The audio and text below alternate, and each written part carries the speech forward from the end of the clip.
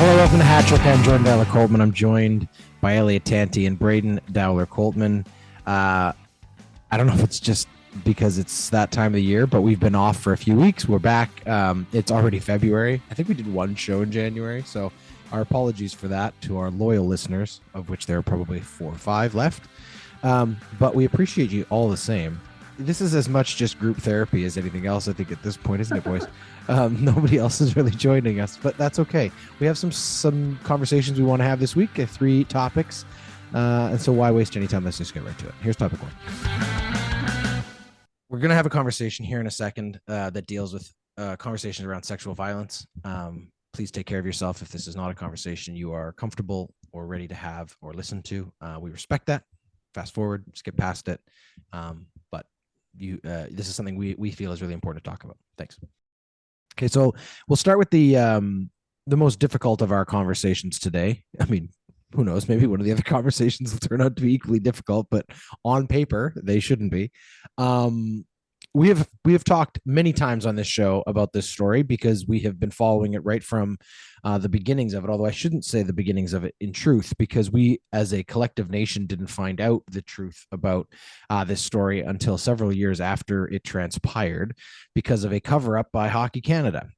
We are, of course, talking about the events that have taken place in London, Ontario over the past week or so regarding the investigation and now charges being laid concerning a 2018 alleged sexual assault by members of a 2018 World Junior hockey team for Hockey Canada, obviously at a non-World Junior specific event. It was a golf tournament held by Hockey Canada where the alleged assault took place.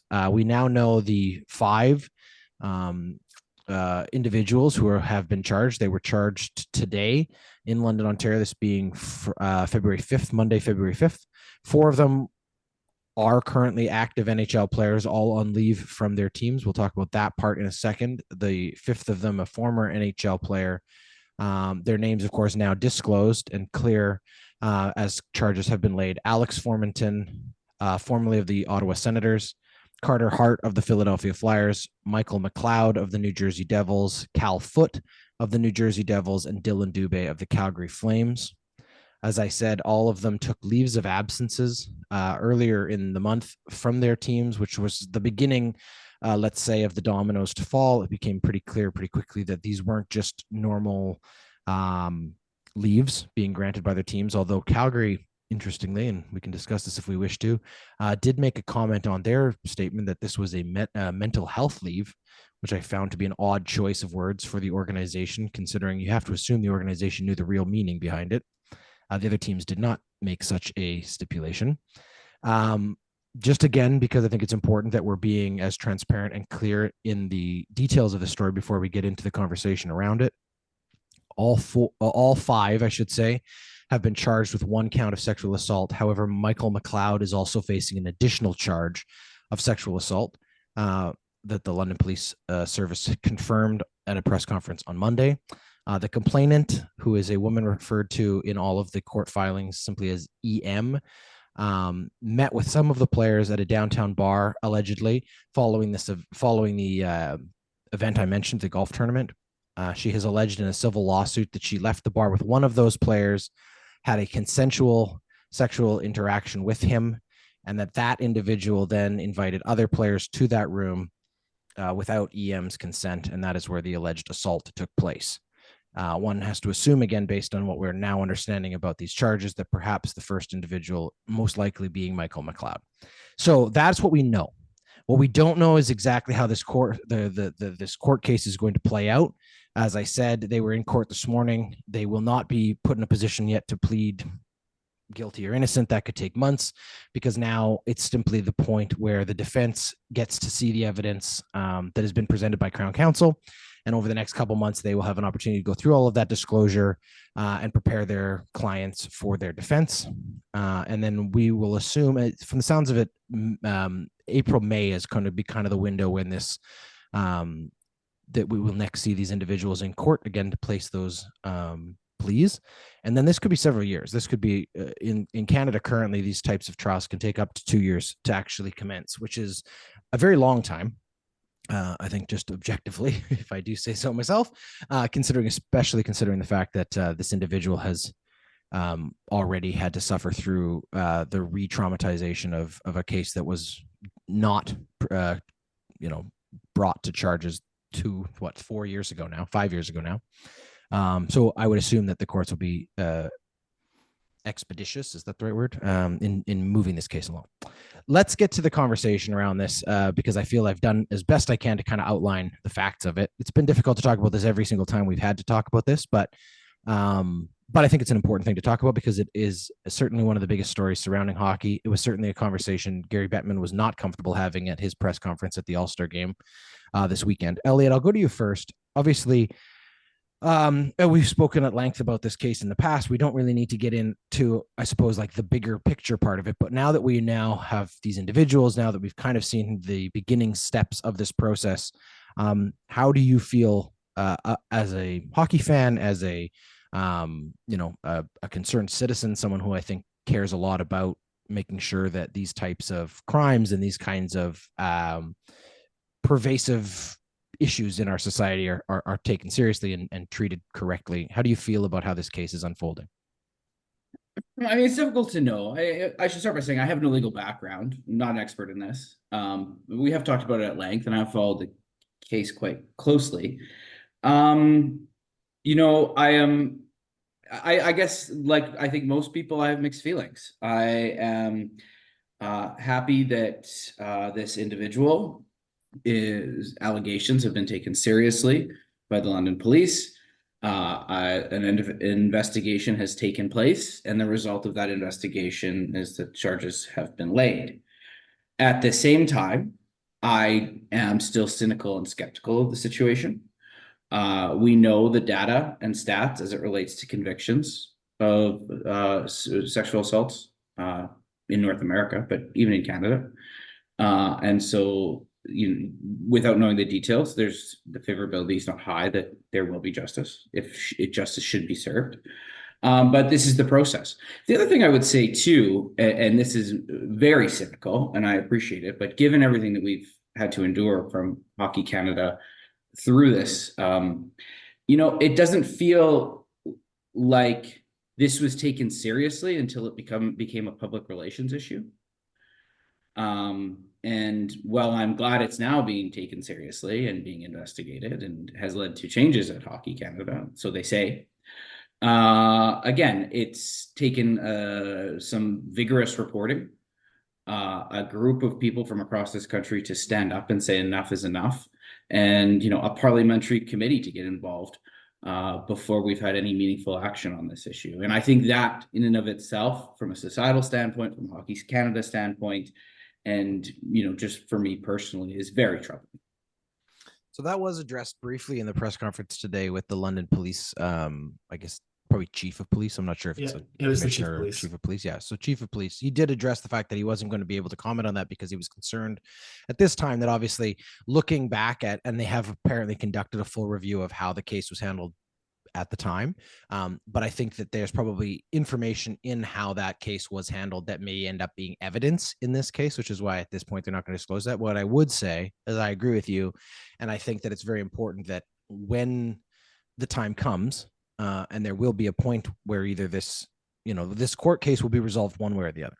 At said time, I think it's very important that this doesn't just disappear and that the London police has an obligation to the public, specifically, obviously, they're tax-paying citizens of London, Ontario, to be able to come forward with a bit better explanation as to why this case was handled the way it was or wasn't. Because I think that is, as you say, a big part of the story. Braden. So I watched the press conference today. The police, London police, had their press conference to sort of relay some of the information, shed a little bit more light on the case. Obviously, they acknowledge that there's only so much they can do before, just to respect the legal proceedings. But something that I don't think we've seen really in a case like this ever before is the police actually coming out saying, we're not going to from this point forward, we're not going to refer to this person as the complainant. We're going to refer to this person as the victim. And the chief of police came out and publicly stated that an apology to the victim in that they did not handle this or they did not take it seriously at the time, or the efforts weren't um, given necessarily to what this case deserved. I think that was sort of something we haven't seen before, and I hope that it continues to progress in that nature of we need to make sure that we follow the a little bit more process or a little bit more effort going into the next steps of it. So, sorry, I don't mean to interrupt you. I just want to move us in a slightly different direction with this. As Elliot, I think, rightfully pointed out, none of us are lawyers. None of us have a legal background. We're not going to sit here and discuss how this case is going to play out or any of those kind of things, because that's just not our expertise. And I don't think it's the right place or time for us to be trying to, play lawyer. But I do think that there are some other elements of this case that are, if not interesting, complicated. And I think that one of them is, again, the relationship these individuals have to the teams they play for in the NHL itself as an organization. We've kind of seen the process that Hockey Canada has kind of had to go through in the last, 18 to 20 months as this case became public. And obviously the fact that there was a cover up and there was a civil lawsuit that they had tried to sort of pay this victim off. So they've kind of been at the center point of that. What we haven't yet have a conversation about is the role the NHL may or may not play in the bigger part of this investigation. These are all their employees. They're employees of franchises within the NHL system. They are all, as I say, currently on leave from those teams, still being paid by those teams, presumably. And that seems to be my understanding based on, again, the reporting of Pierre LeBrun and several other Canadian reporters when they had to ask those questions. And Bettman said it. Yeah. So interestingly, I guess the question I would have for you, Braden, is what responsibility do you think the NHL now has in terms of how they handle this? Obviously, their first course of action is going to try to sit back and let the courts decide. There's very little precedent for this outside of the only things I can think of, honestly, are Michael Vick and maybe Danny Heatley. Most of these, like in terms of active players being put on trial while still active players. There's a difference between retired players and we've had some sexual assault situations in the past, but this feels a bit different. The scope of this, and obviously the fact that we're having multiple accused and presumably they may all go on trial at the same time. Well, and hopefully they do, because putting the victim on the stand. Exactly. So again, from the NHL side of it, it's really challenging. I mean, let's not sugarcoat it. It's a very tricky place for the NHL to be, obviously. Yeah. But how do you think they have handled it so far? Again, I'm sure you watched part of or saw some of that press conference, but what do you expect or think that they will be doing here, and how should they be handling this? I mean, I don't like how Bettman handles anything, frankly, but I mean, he explained, similar to what the police had discussed in their press conference, is that they have done their own investigation and they have to kind of follow the legal procedures here in terms of divulging their information. I think that they're probably going to sit pat until somebody starts to ask them to get involved. I don't know exactly what they should be doing, other than I think it's the most important moment here for hockey, for the culture of hockey. We've talked about this before. It's a very important case. These are very they're not just hockey players that people don't even know the names of. These are major hockey players, major players in different franchises with a lot of eyes on it. So it's going to be really important that they do the right thing, that they. So, but what do you think the right thing is? Well, how should the NHL be handling this right now? Is what the NHL should be cooperating with right everything process? I mean, I don't know what the processes are. I want to ensure. I would want to ensure that they cooperate fully with the investigation, sharing all of the information that they have, and then also acknowledging or being held accountable for whatever information they can share about the situations. I guess my question is this: like, and maybe I'm naive, maybe I don't understand, haven't experienced this, certainly never worked for an organization or a company that had an individual put on trial like this, but I would assume in a lot of other workplaces, you would not be receiving your full pay. You would be either removed from the role you're in, or like, how does that usually, how do you think that would usually work, Elliot? Is it right that they're still making NHL money, currently being paid as NHL players while they're going through this legal procedure? Should they be suspended without pay? Like, what are the processes you think would be appropriate given this? Also recognizing there are other implications we're not talking about as far as like salary cap, the penalty for these teams, the impact it has on how they operate day to day. Again, do we have some expectation that these teams either knew, should they have known, if the NHL held their own investigation, which apparently was conducted earlier? Yeah, but the NHL apparently said they wrapped up their investigation months ago. Did they withhold from these teams that these were the individuals that were in question here? Were these organizations aware? Should they have been made aware? Like, it makes a lot of difference in terms of how they operate business. Sure. So I guess that's what I'm asking, Elliot. What do you think the correct process here should be? Yeah, I mean, I've worked for organizations that have policies related to the charges and convictions of those charges. I would like to think that a major employer like the NHL has similar policies, but as from what I've heard, that's not been discussed nor made public. So what I believe is that in the event of a serious charge leveled against an employee, the right thing to do is for them to go on leave. Whether that's paid or not, I think is dependent on the employer. I would imagine that there are health impacts associated with that, which could justify a leave that could provide some amount of payment or all. And I've certainly been in organizations that have provided payment for mental health leaves. And as Calgary had noted, it is a mental health leave in the instance of at least one individual. And so I'm not sure, that is sort of case specific and the impact on the person is specific. I don't think the person should be a representative of the organization while an ongoing trial is being held. And ultimately, in the case of the employer that I work for that had this policy, in the event of a conviction, it was ultimately up to the leader of that organization to make a decision around the severity of those charges and whether that person could keep their job or not. And I imagine that's probably consistent amongst organizations that have that type of policy. I think when you're talking about the severity of these charges and what is already an ongoing issue that we've been talking about quite a bit in hockey, I would feel as though in the event, and this is a hypothetical, a player was convicted of the charges, that they should be barred from playing in the league and should not be seen as that would be my position.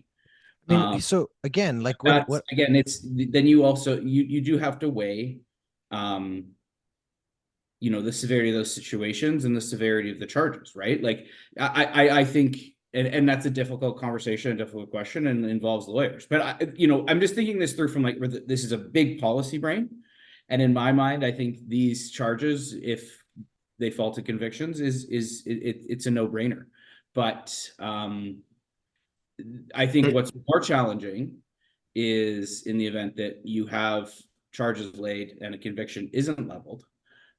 Then that looks very different as well too. I guess this is what I would say. Ottawa Senators player Shane Pinto, right? He was suspended this year for gambling. 41 games. Now, when he's suspended, he is not being paid. 41 games, right? That's half a season. This is an individual who is caught gambling. Yes. Now, I don't want to be the arbiter of what's right and wrong, but it feels to me like when we're dealing with someone who is on trial for rape, the standard should be a little bit higher than a mental health break somehow clearing all of this when we are suspending players for violating our gambling policy. But if the NHL does not have a policy, but the legal process is a little bit different in this. And the person, there was, in that situation, it was clearly determined that the gambling had occurred. Had happened. I don't want to go into. And that's not for me to suggest that this hasn't taken place. Proven guilty. This is the tricky thing. But I think when you're thinking about it from a policy standpoint, it's one of the things that you have to consider. My Sure. bigger problem with the NHL as a whole is if you watched Gary Bettman talk after being asked questions about this, his statement came out saying Yeah, come 99.9% on. of our players don't act this way. That's bullshit. Yeah. Like that alone should be Well, justification we have four of for a them. new That leader. 99.9 doesn't count when you've got four of them on trial. I agree with you, Braden. I think the whole thing was very contrite. I think that again, like when Gary Bettman is up in a corner, he gets very lawyer talky and Oh it gets my very, God, very squirmy. disingenuous. And it's very uncomfortable, right? Like the whole situation, they are not good at handling adverse PR. They have never been good at that. And this is certainly one that is continuing to test them. I think what, again, like we said about the London Police Department, I would be very interested in how the NHL is going to now have to rectify the fact that their commissioner admitted that they had an extensive investigation conducted that apparently was concluded prior to the London Police Department concluding their investigation. What did they know? When did they know it? And why was nothing done? Why were these players not suspended until further investigation by the police was concluded at that time? If they had enough suspicion to believe that they were. Now, if you're telling me that investigation didn't reveal that information, then I question the validity of the investigation. There's a bunch of those pieces that I think are what are not probably going to be answered, but are equally frustrating to the whole situation.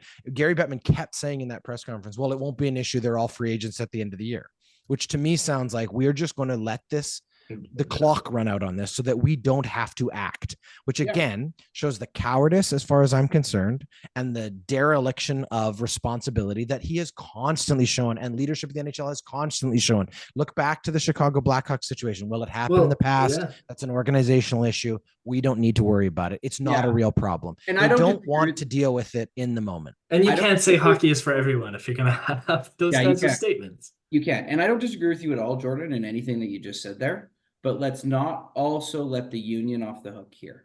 And if the NHL act in a way that they found was inappropriate or too hasty in this type of a situation, or the investigation was found to be in any way inconclusive, that there would have been a grievance filed, and this becomes a labor issue as well too.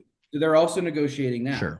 That's not a justification for an action, but I'm telling you that we see this in other we see this in other workforces all the time, particularly those with strong unions. And I do believe the NHL Players Union is a strong union. Sure, yeah. In that space. But you see this in enforcement efforts. You see this in healthcare efforts. There's also this union piece that I think they're also trying to negotiate, and they have to protect their teams. And if they find, they act in a way that is ultimately grieved it's the team that pays for that grievance. So I'm just saying there's also it's not like there's multiple actors here that they're trying to negotiate. It's not a justification for anything. I just think we need to make sure we're keeping a 50-foot length, 1,000 or 5,000, 50,000 foot view of this situation. Math.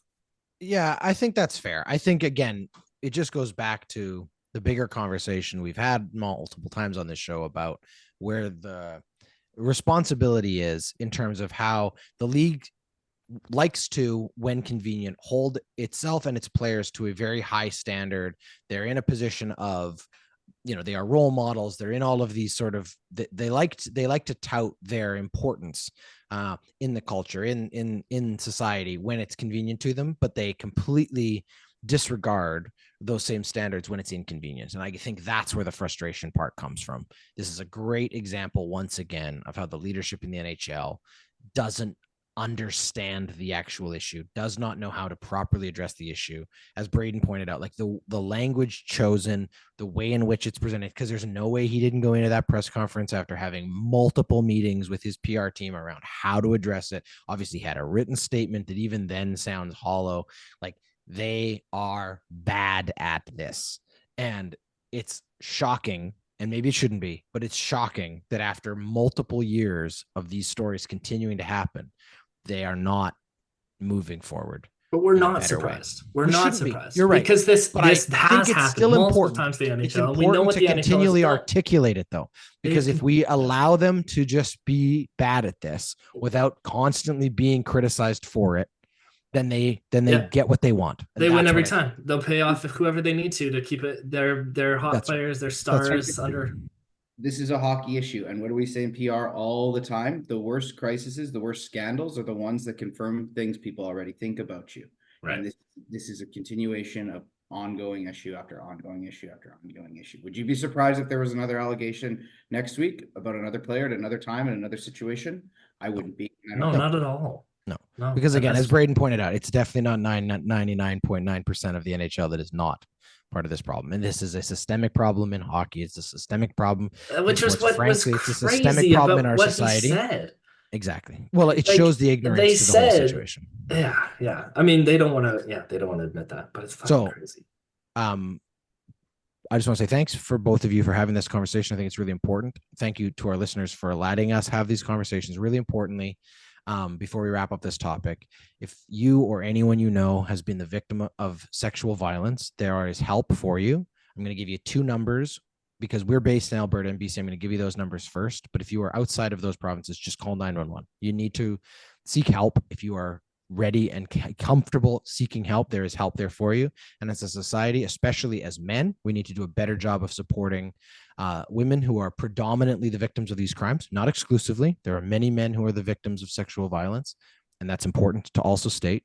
But as men, we need to have these conversations. We need to make sure that we are not letting these things become something that we are uncomfortable talking about the way the NHL seems to be. In Alberta, the number for you is 1-866-403-8000. That's Alberta's one line for sexual violence. If you're in British Columbia, it's the Victim Link BC. The number is 1-800-563-0808. And again, if you're outside of Alberta or British Columbia, there are numbers for you. There are resources there for you, but at the very least, call 911, seek help.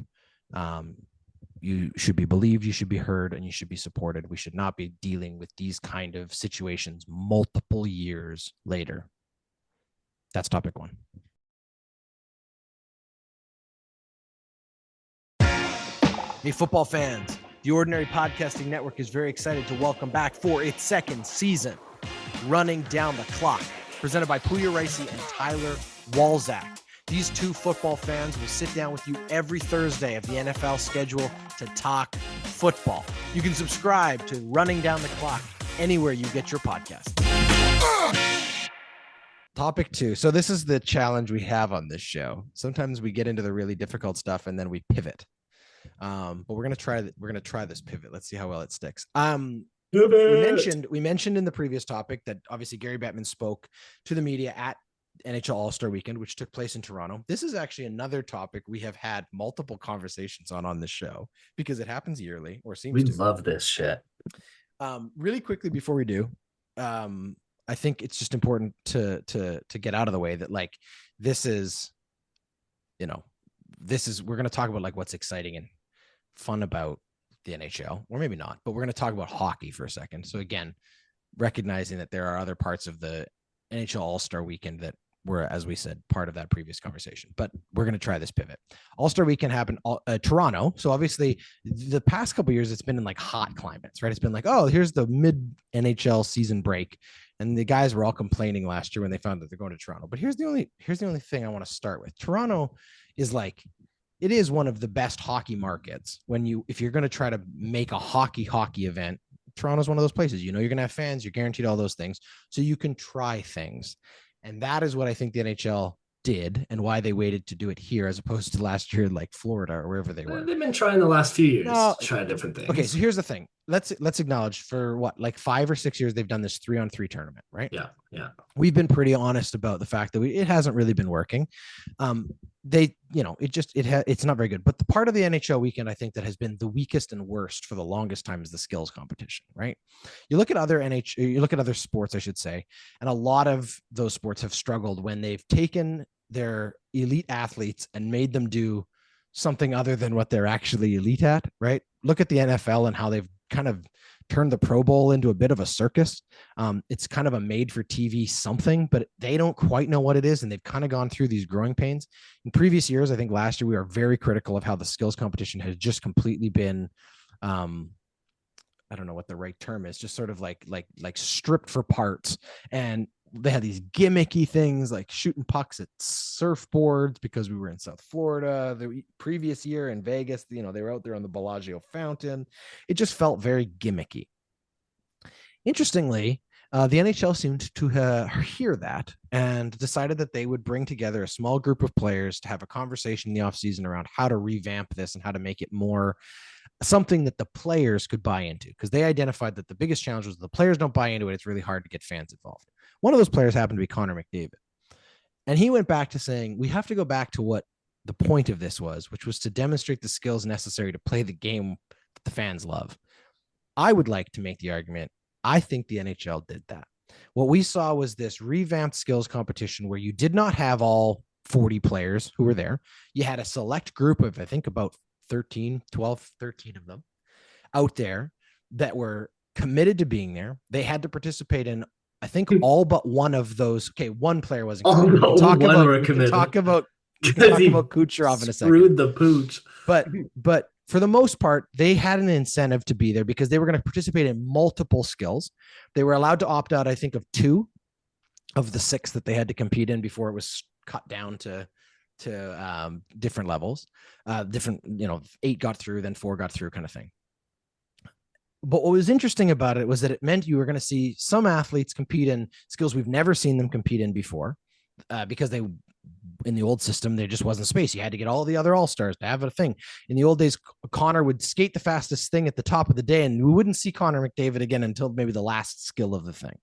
So now you have the best players in the world, some of the most exciting and competitive players out there doing something that actually resembled the skills necessary to play the sport.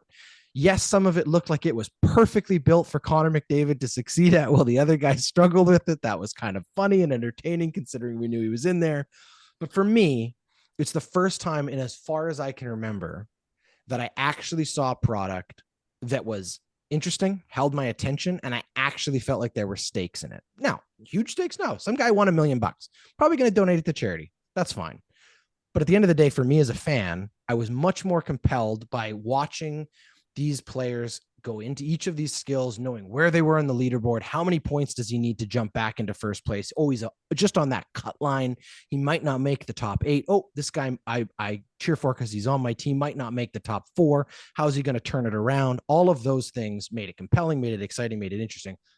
Me, I'm buying stock in that. I think that they fixed the skills competition. Braden, tell me I'm wrong.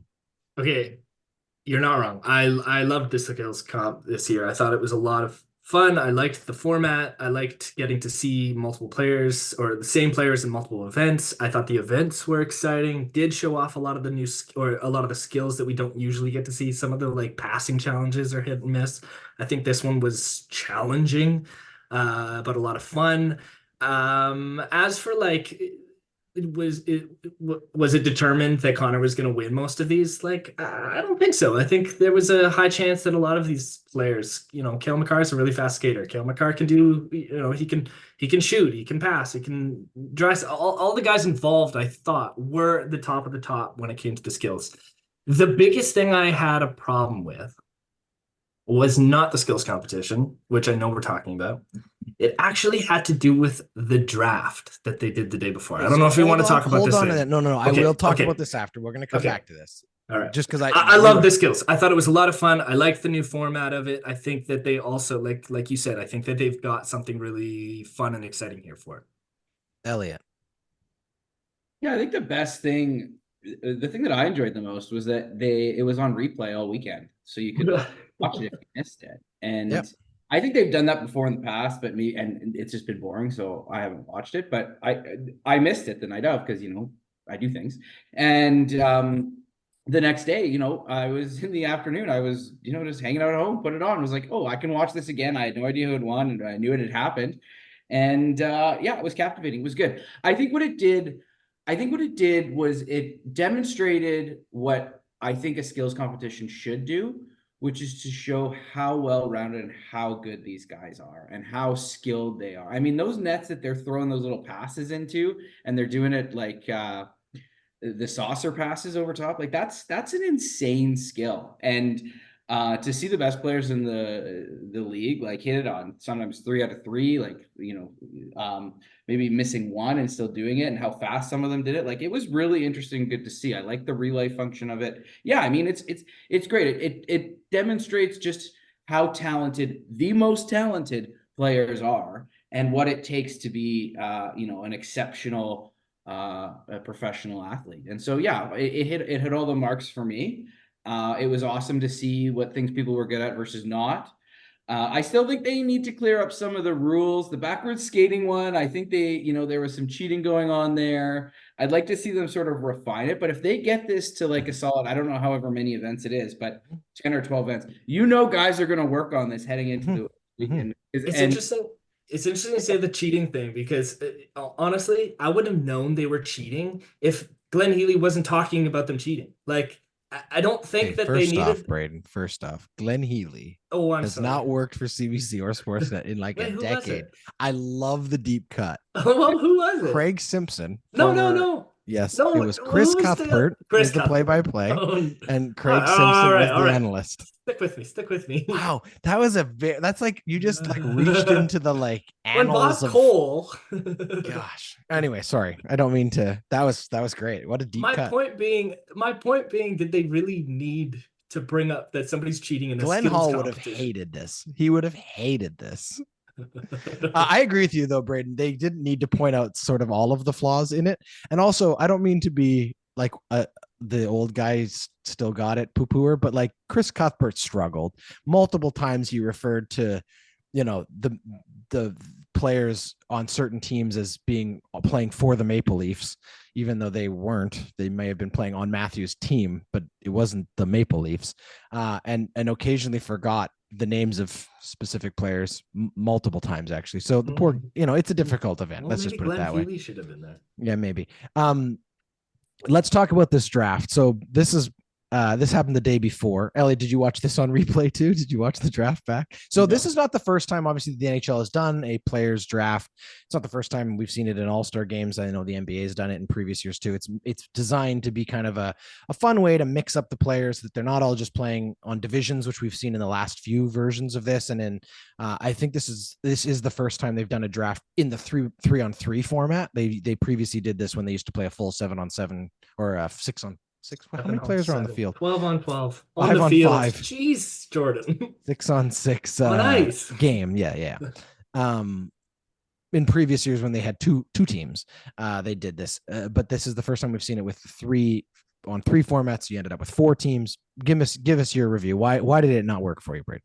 It was just, honestly, it was just the production. It was just bad TV. Like, oh God, what's really bad TV? Okay, so the whole reason they wanted to do something like this, it has been incredibly successful in the NBA. They had a pretty fun one the first time that they initiated. Yes, where Phil Kessel won a car. Yeah, the challenge like being they didn't want to have somebody be the last pick, so they did something weird with that as well in this year. Yes, the bigger problem I had with it, so the reason was they wanted to encourage the audience to see more personality from the players. So they mic'd the guys.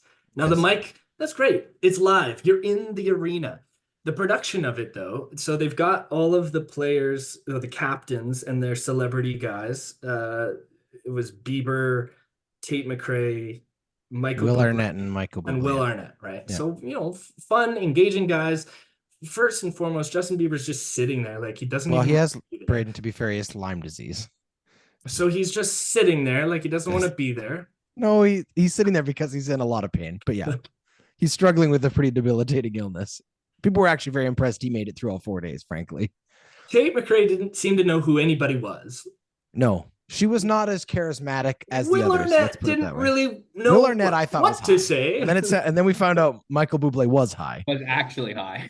My bigger problem, though, was that the hosts were behind all of these guys. So anytime that they were conversating, they were talking away from the camera. Yeah. The mics were on the whole time, so we get to hear who they want to pick and what they want to pick. There was no. It was really uncomfortable.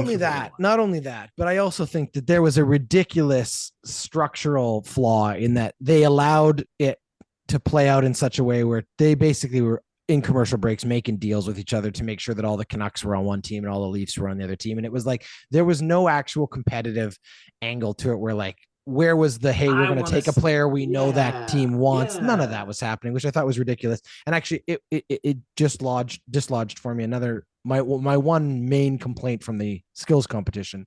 There was also this weird thing where they had the players pick the goalie they wanted to shoot on, but they'd already kind of predetermined that they were going to make sure that neither of the two players that were out there that had their team's goalie out there had to shoot against them, because they thought that would be unfair. So you had, That's Demko silly. out there with two Canucks out there, and neither of the Canucks made sure they were going to shoot against him. Cale Makar and McKenna, they made sure that he wouldn't have to shoot on Georgiev, which to me was just stupid. It's like, that's what we were watching for. We wanted that drama. We wanted Pettersson to call Demko because he knows his weakness from practice or whatever. Like, that makes good TV, but they kind of set it up in such a way, like the gentleman's deal, that doesn't work for me. I guess all to say, I didn't find that it was successful in what they were looking for. They wanted to see the players' personalities, and most of these guys are like, no, you pick. You know what would have made better TV? Do you want, honestly, what I think would have made better TV? Yeah, the draft happens off camera, the names are just announced, and you have 15-20 minutes of the TSN or ESPN panel debating why these players picked the players they picked. I don't need the actual players there. Yeah, There are a bunch of cardboard cutouts for me at that point from a production standpoint. I would much rather have Kevin Bieksa going, oh my God, can you believe that Pettersson didn't, that these guys didn't pick Demko or whatever? Like, that would have made better TV. Or frankly, just one player, so that they're not having to converse with one another. Or what do you think? Yeah, I just don't want them to do this draft. I think it's dumb. Like, I also think the fan votes. Half the teams are just divisional anyway, because you're just taking your teammates. So for me, I'm like, you know what? I'm much more interested in seeing Pettersson on Draisaitl and McDavid's win than whatever happened and some drama around who gets drafted, when they're all going to just draft their teammates anyway. Like, just do it. Like, and actually make it a thing about which division won. Like, that's actually fun, because there's that's fun, and they've done that for multiple years, and I understand that. I think they're looking to mix it up. I think the players would prefer to mix it up, because I think there's also something about, like, I think that Connor McDavid was sick of having to pretend he was friends with Drew Doughty. Like, I think there are some situations there where they would rather pick the guys they want to play with. But here's the thing I would say, because you just made me think of this too. I think we can fix this right now. Take the players out of the equation. Have Will Arnett, Michael Bublé, Justin Bieber, and Tate McRae pick the teams, like fantasy teams. That is way better TV than having the players who have all of these other agendas there. Screw that. Let them pick. Let Connor be the first pick. Yeah, there you go. I think that's way more fun. Yeah. Anyway, we don't have to talk about the actual game itself, because it, at the end of the day, it was still a 3-on-3 tournament. I thought it was fine. Overtime. And both of the two preliminary games went to shootouts, which I thought was kind of funny. So at least they were competitive. The players certainly came to play. But anyway, I personally think they took a huge step forward from what they were previously doing. The skills competition alone made Saturday or Friday, I guess it was, like the first day of the two of them, watchable. You go to the NBA, and their All-Star game, their skills competition is basically three things. It's the dunk competition, the 3-point shootout, and some weird the obstacle course. Those are the three core things. For the NHL, there are three core things you never touch and you never fuddle with: fastest skater, hardest shot, and accuracy. Whatever you do around those, you can be creative with. And I think we pointed out one or two of them probably still need some tinkering. Like the passing thing got kind of like it wasn't quite right. Hard. It was better with it.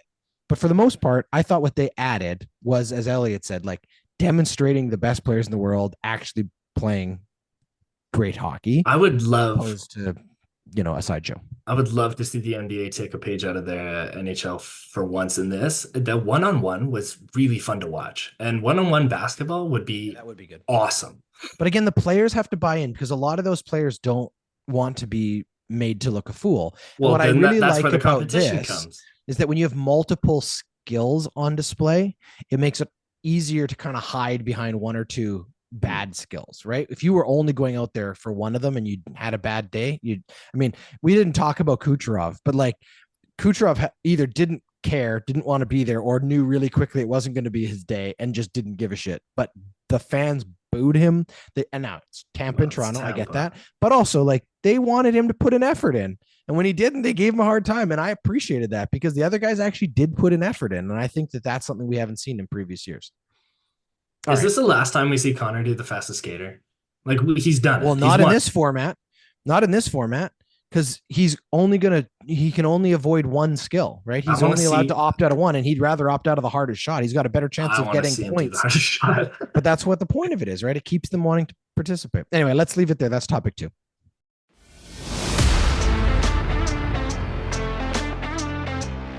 Hey, podcast listeners. My name is Larisse Campbell, and along with my co-host, former Olympic bobsledder, Alicia Olson, I am so excited to introduce you to the Mother Pucker podcast. And if you love the Oilers like we do, you are going to love our show.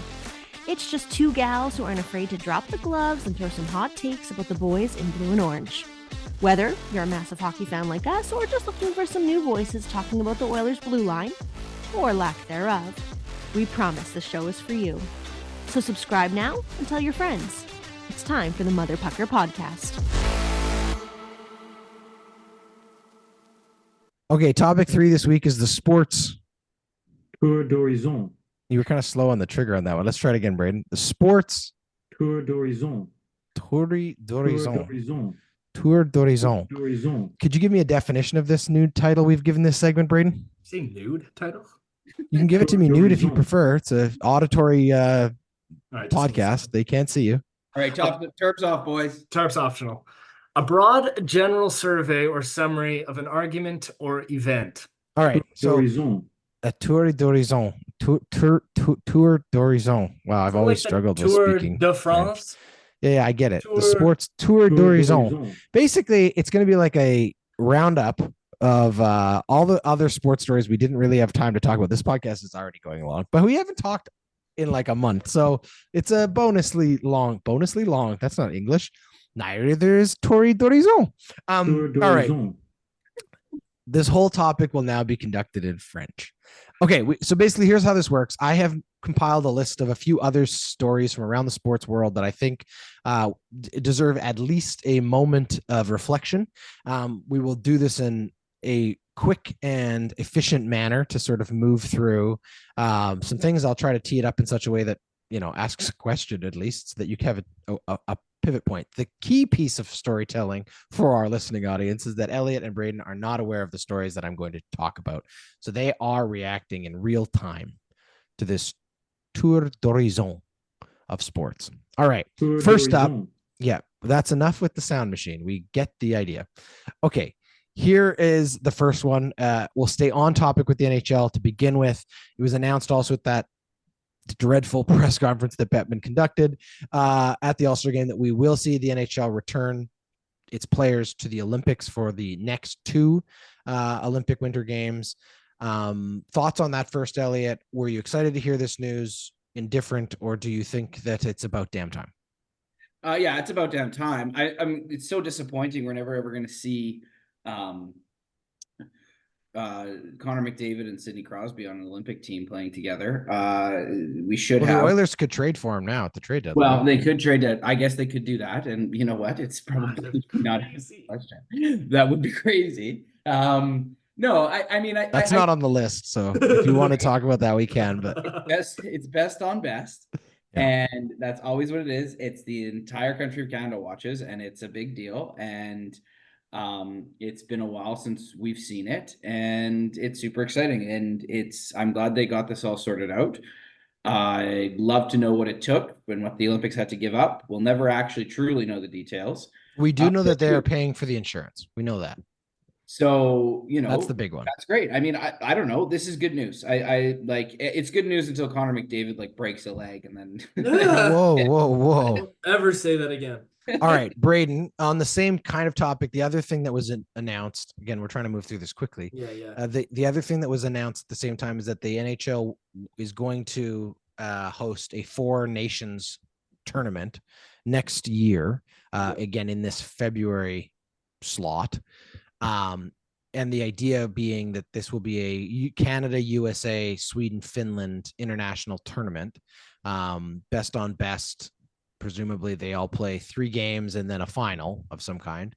So over the course of 2 weeks, we get a little mini, Summit Series style tournament. it's meant to kind of, I think, be like an Olympic warm up of some kind to kind of get the appetite for international hockey, but it's not a full World Cup, which we also found out they do intend to do in the off years between Olympics moving forward as well. But thoughts on this Four Nation Cup? Is this too gimmicky? Is this something that you're excited for? What are your thoughts on it? More hockey, bring it on. I love the World Cup thing that they did the last time. I think it's fun. I think this might actually be a chance that we could see a Connor Sid thing happen this over the Olympics. But hey, Sid's a locker room guy. He's a vet and would make for a great fourth line center on any Team Canada team. For the record, he would be younger than Mario Lemieux was when he captained the team to gold in Salt Lake City come the next Winter Olympics. I love it. I think it sucks sort of for the teams, for like the nations or the players of the nations that aren't involved. But at the same time, like this is a one-off year. Like it'll be great. It'll be great. I'm looking forward to it. Okay. On to our next topic here. In the continuing sort of rolling cycle of punishment for the continually and clearly evident doping and cheating that has happened systemically from Russian sports. Last week, it was announced that the results of the last Olympics, which were in Korea?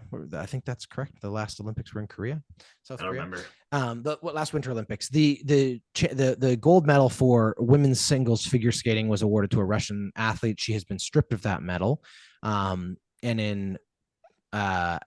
because of the doping part of it. So as a result, the team championship also was affected. So Russia, who obviously won the gold, was stripped of their gold. Means the United States, who was in second place, moved up to win the gold. Japan, who is in third place, moves up to win the silver, and Canada, who is in fourth place, presumably would win the bronze, except they gave Russia the bronze instead. So my question to you, Elliot, is the International Ice Skating Federation a legitimate organization or just a bunch of absolute quacks at this point? These are not serious people. These are not serious people. It doesn't seem to make any sense to me. I do appreciate that there was one half of that team that won legitimately, but that's the price you paid for this type of thing. And so, I would almost prefer you. I don't know. No, they're quacks. They should be disqualified outright. They should be disqualified full on disqualification. I can't even justify any Thank you. All right, Braden. Man. Do you think they knew though? Like, do you think the Americans were like, yeah, no, we're going to get this gold in a few years? Probably. Braden. Hello. The Edmonton Oilers have an opportunity tomorrow night in Vegas to tie an NHL record for 17 straight wins. They have an opportunity to break that record 2 nights later in Anaheim. I will ask you this and only this. I don't want this question. What is the final number the Oilers are able to extend this streak to? 22. 22. Elliot, you want to put a number down? Yeah, 16. They're done touring. All right, there you go. It's got to happen. Like the pressure's too much. It's really exciting. I think it's great that they've had such a big break because I think it actually took the pressure off it. I think that they now get to and interestingly, wow, it's been lingering over them. No. But here's the thing: I don't think it has. These guys went to Mexico. These guys had a break. It's like starting a new chapter of a season. And frankly, the Oilers have already once extended this win streak after a break. They went into the Christmas break, I think, at game like 8 of this thing, and then carried on as soon as they came back. Like 7 days later, we're in the exact same position here. They're rested, they're fresh. There's no lingering, nagging anything. I personally think it couldn't have worked out better for them. I also love that, they're in Vegas the same week as the Super Bowl, which is going to be an absolute circus in Vegas this week to begin with. I'm surprised they found hotel rooms. They're probably paying a mighty premium for that. But I think frankly, it could work in their favor. I just don't want them to lose to like Anaheim. If you're going to extend this thing, you can't have got all of your mojo up to beat Vegas and then go into Anaheim with a chance to break the streak and just lay an egg because all of that momentum's over. You know what I mean? That would be really bad. You guys are such homers. We have to be. Well, I don't know. I have a question for personally you, like Elliot. they have very little evidence to show me right now that they aren't capable of winning another 4 or 5. This team is very, very good right now. I have a Tour d'horizon. question for you, Elliot, and that is Coach Knobblecock already a Jack Adams finalist? Yeah. Yeah, I think so. I mean, I don't know. I don't know that you You're can. such a homer, The rest Elliot. of the season would have to go. You're such a homer, Elliot. No, the rest of the season was totally off the rails. I mean, like, now has anyone ever been brought in Yes. at any point in the season and won it? Yes. Who? Multiple times, actually. Really? I think what's his name in Pittsburgh won it the year he took over, and then they went and won Sullivan? Mike Sullivan. I might be wrong. I think Berube at least was nominated previously when he took over for them. It's pretty exciting. He's got the juices going. Like they're flying. I mean, frankly, who else would it be right now? I mean, I guess it's the guy here in Vancouver. He'd be the only other one. Yeah, Talkett's done But we'll something see how their special second there. half goes. Okay, let's keep going on this Well, man, that Tour Lindholm. d'horizon. We got lots to go. Let's talk Super Bowl. I brought it up in Vegas. I'm doing a great job pivoting. I just wanted to point that out to everybody. Great job pivoting. Super Bowl. We didn't have a show last week, so we didn't talk about the outcome of the championship games, and we're not going to do it today. Instead, we're just going to quickly, you're going to give me your Super Bowl pick. Who do you have? And who's the MVP? So both pieces. Winner of the game and MVP pick. Braden. Boy, oh boy. It's so hard to bet against these Chiefs at this moment. Gosh. I'm gonna go with the Chiefs, and I'm gonna say that their MVP's gonna be Mahomes. Hey, Elliot. That's what I would have said. So I'll go San Francisco, and McCaffrey's going to have 2 rushing touchdowns and a reception touchdown. Holy smokes. He is so good. All right. I think Kansas City wins it on a field goal at the end of the game, but I think that the MVP goes to Travis Kelce. To Taylor Swift. Multiple. Well, let's talk about Taylor Swift. I'm so good at these transitions. Really quickly, yes or no? Taylor Swift is or is not a CIA secret agent, Elliot? Huh? She's a psyop. No. What? Braden? Well, no. So, Braden, I'm sorry, just to confirm from your reaction to this, you have not been consuming Fox News in the past week? Not in the past week, not in the past month, not in the past how many years? Are you aware of this story? I'm aware she's a multi-platinum. Are you aware of the fact that who's dating Travis Kelce? Are you aware that the MAGA Republicans are currently pushing a conspiracy theory where they suggest that she is a psyop developed by the CIA she's gonna be to convince people to vote for Joe Biden? Oh my God. Yeah. No, I didn't know that. To pollute the minds of football-loving Americans case, and turn them into snowflake Democrats. Good on her. Good on her, and I hope she keeps rocking in the free world. Swedish she was. Okay, so Elliot, I'm going to ask you this then, from your political science background. That's crazy. Good or bad idea for the re-election committee for Joe Biden to take Joe Biden to a Taylor Swift concert and get footage of him out there rocking out to Shake It Off? Good or bad idea? It would be absolutely great idea. Yeah. Great idea. Okay. Yeah, it would be all really right. Good. Last topic on our tour. Play the thing. I can't pronounce it. Tour d'horizon. Perfect. Thank you. All right. Lewis Hamilton. In maybe the biggest news concerning a transfer in the history of Formula One. And I'm not trying to be hyperbolic. I'm being completely sincere with you. Never have we had a champion at this level. Michael Schumacher, Ayrton Senna, any of those names that Lewis sits next to on the pantheon of great Formula One drivers has ever made a move like this at this point in their career. We've seen guys when it's over make the move to like that other team when they're still trying to hold on. Fernando Alonso, actually, frankly, Michael Schumacher, who ended up at what then became Mercedes out of Brackley.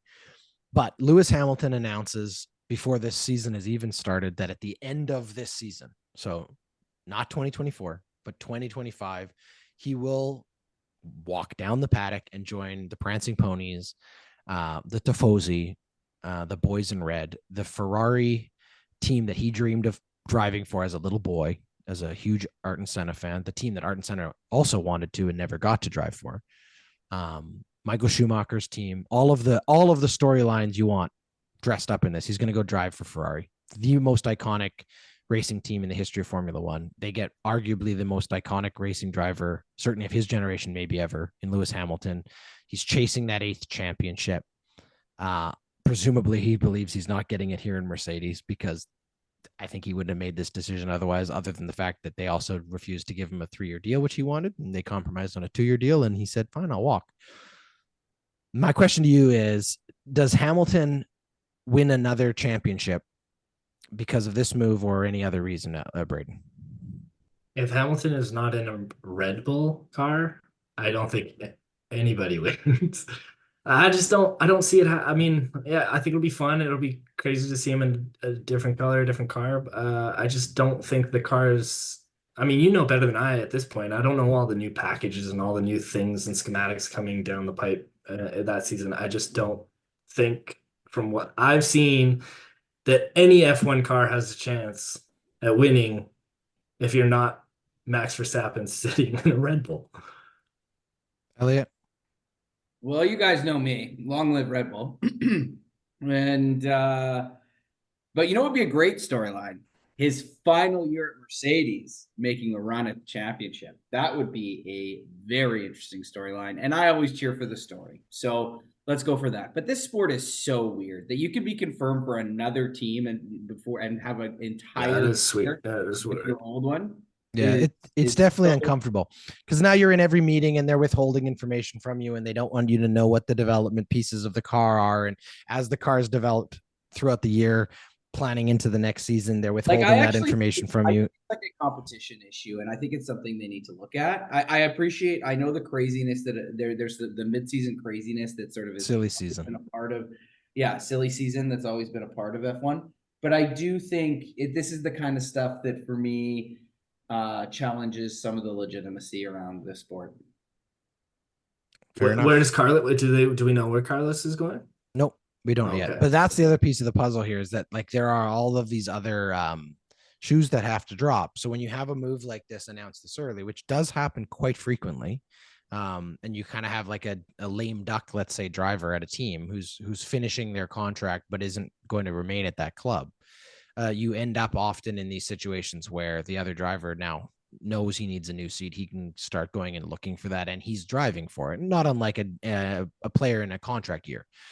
For Carlos, he's now driving to audition for every other team that will be interested in where he is, and there will be other pieces of the puzzle to fall into place. Who's replacing Hamilton? Is it a new driver? Are they going to go get a seasoned driver from one of these other teams? Is it Fernando Alonso, who's still chasing his, another world championship? All of those pieces. Look, I told you through this whole tour, they play the sound. Tour d'Horizon. Yeah, through this whole thing, that I was really good at transitions, and I promise you, I have saved the best for last. February 27th.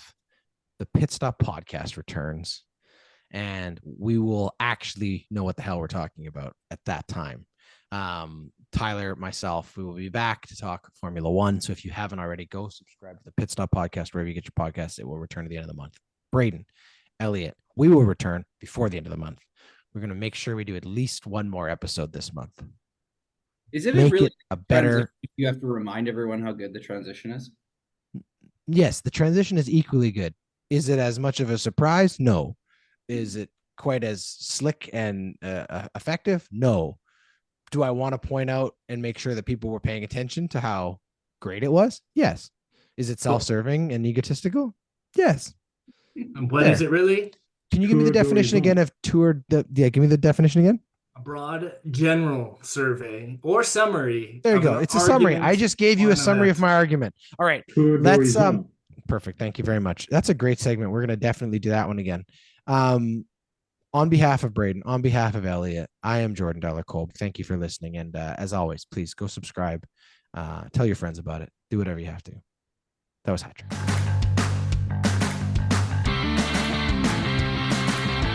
Hat-Trick is a member of the Ordinary Podcasting Network. It's produced every week by Jordan Dollar-Kolbman and Braden Dollar-Kolbman. And follow us on Instagram, Twitter, and Facebook. Thanks for listening.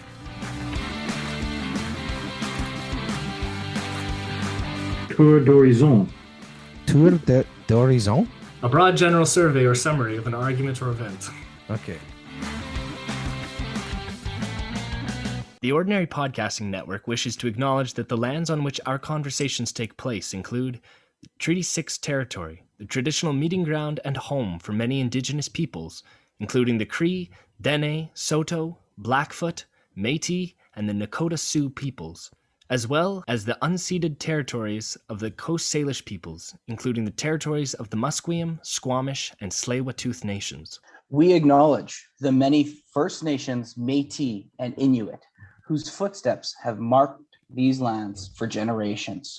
And we extend our appreciation for the opportunity to live, create, and share stories on these territories. The Ordinary Podcasting Network intends to engage in conversations and dialogue which acknowledge that reconciliation is not a destination, but a journey, and that we remain committed to practicing our craft in a decolonized space.